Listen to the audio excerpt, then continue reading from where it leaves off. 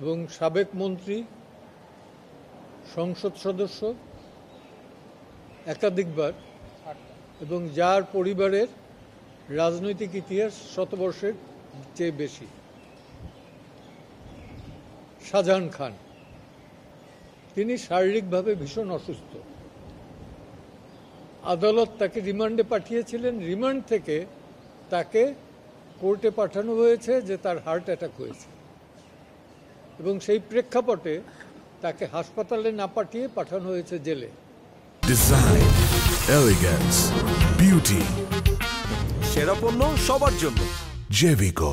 এবং বলা যায় যে হার্ট অ্যাটাকের অবস্থা তো জানেন যে এটা কিন্তু সময় দেয় না মানুষকে, প্রপার ট্রিটমেন্ট না হইলে পরে সময় দেয় না।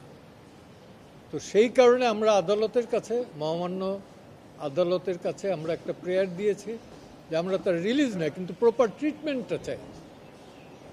সেই ট্রিটমেন্টের জন্যে আজকে আমাদেরই একটু গাফিলতি হোক বা দুর্ভাগ্য হোক, আজকে হিয়ারিংটা করতে পারিনি। আদালত কালকে এটার আদেশের জন্যে, ফর অর্ডারের জন্যে প্রথম দিকে, অর্থাৎ প্রথম প্রহরেই এটা হবে। এবং আমরা দৃঢ় বিশ্বাস করি যে তার যদি কোনো অপরাধ থাকে সেটা সুনির্দিষ্টভাবে বিচার হবে।